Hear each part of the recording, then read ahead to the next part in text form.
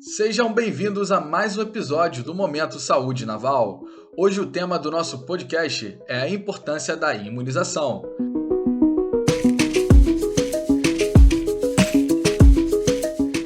Sair de casa ou não para vacinar as crianças e os adolescentes? Eis a questão.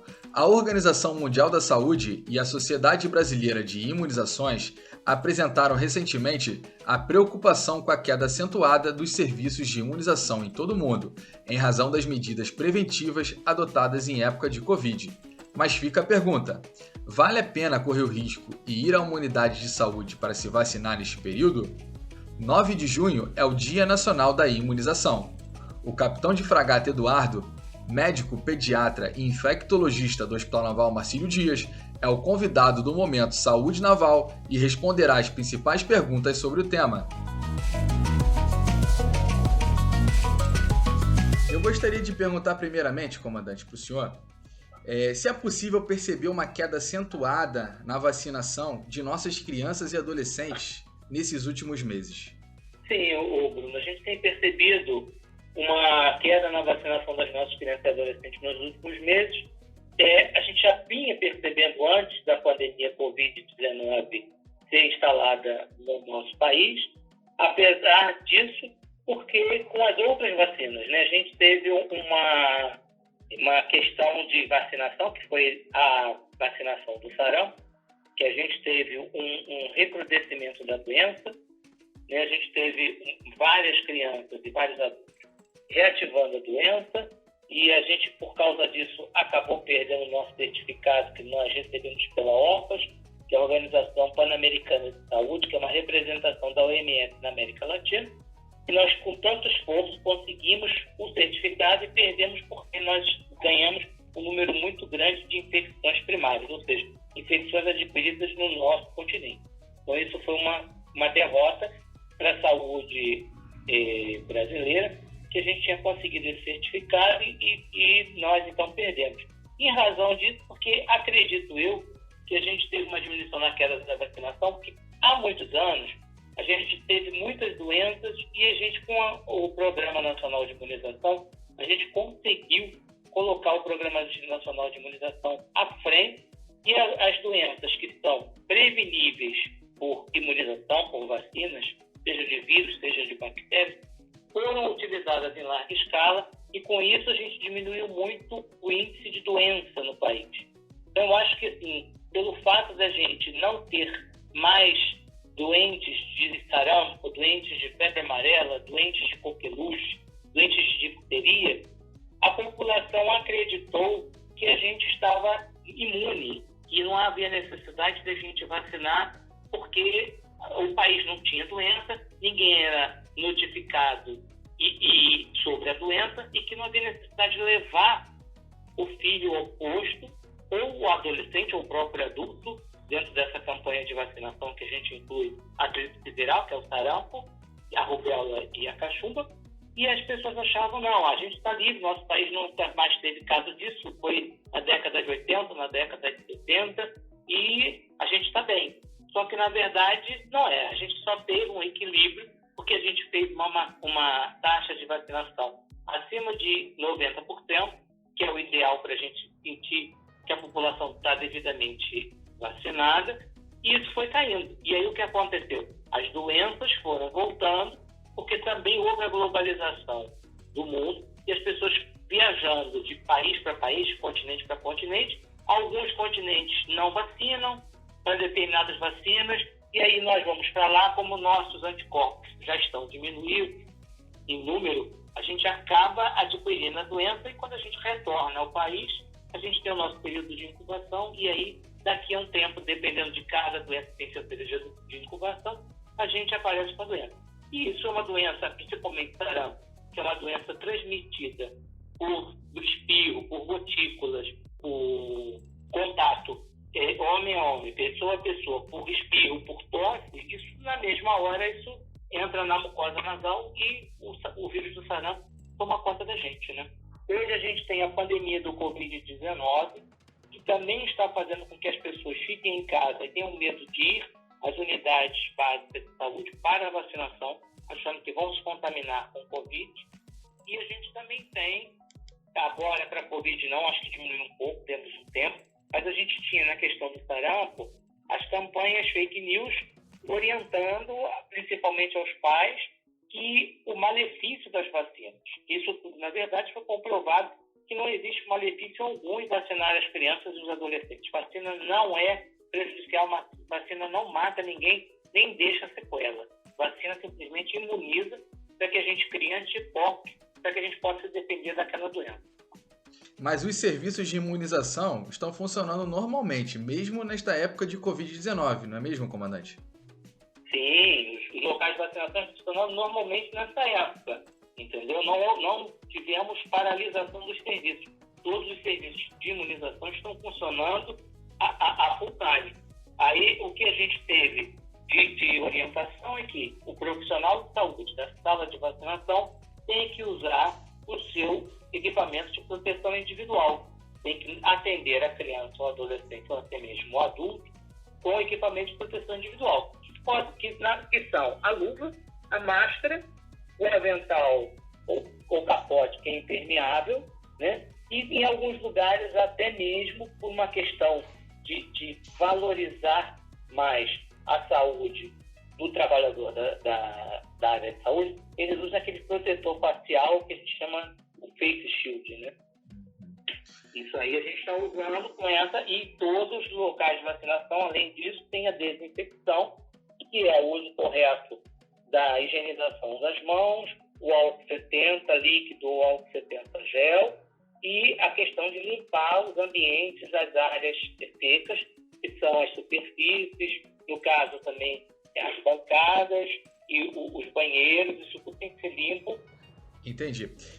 Pensando aí no pai e na mãe, né, com crianças e adolescentes em casa e com esse problema da Covid, vale a pena, né, você sair de casa realmente e vacinar teu filho até para prevenir ele de outras doenças. Sim, a gente sabe que o calendário vacinal ele deve ser seguido principalmente no primeiro ano de vida, que a gente sabe que tem, de acordo com o número de meses de idade da criança, ele tem que fazer determinadas vacinas.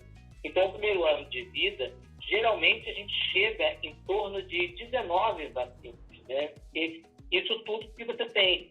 Imunização com 3 doses, imunização com 2 doses, imunização com dose única, tem reforço.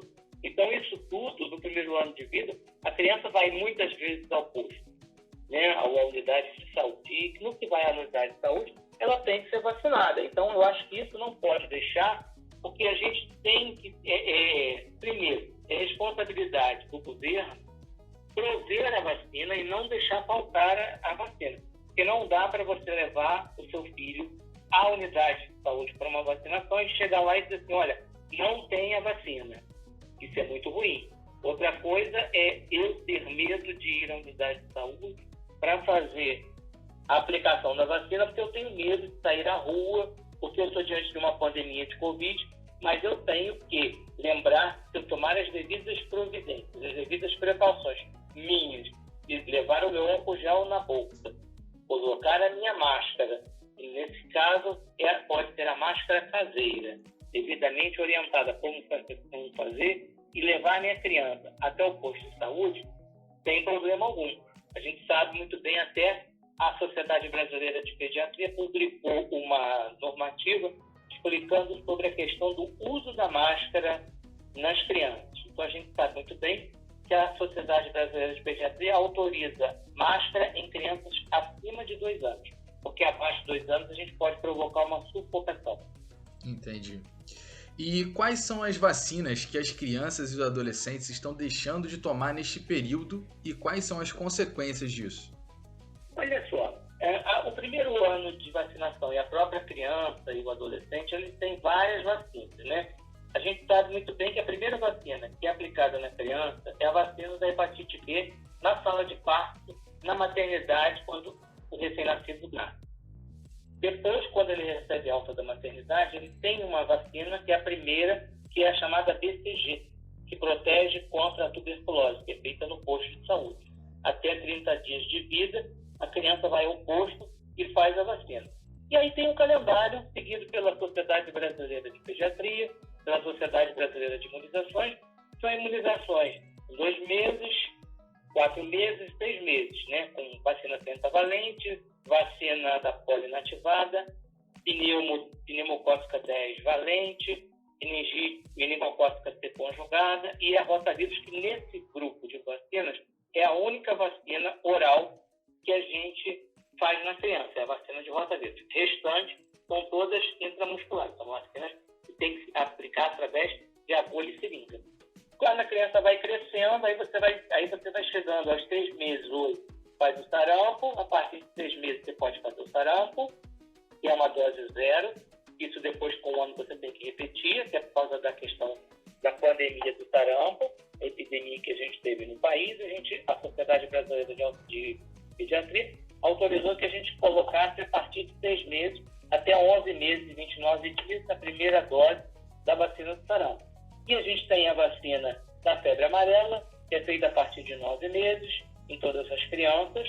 A gente tem também a sazonalidade, né, que não é uma vacina do calendário que seja rotina, mas é uma vacina de sazonalidade, que é a influenza, que é aplicada nas crianças de 6 meses até 6 anos incompletos.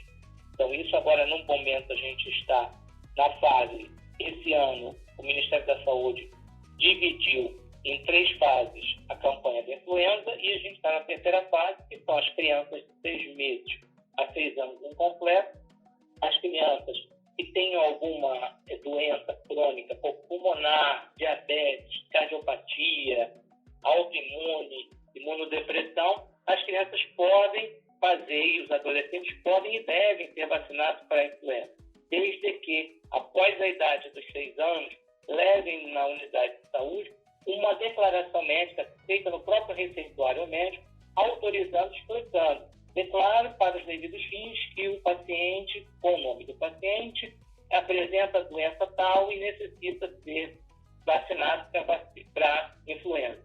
E aí, anualmente, a gente vai renovando, e a gente sabe muito bem que a influenza é uma vacina que a cada ano ela é composta com outras cepas, não é a mesma cepa de vírus H1N1, H3N2 todo ano.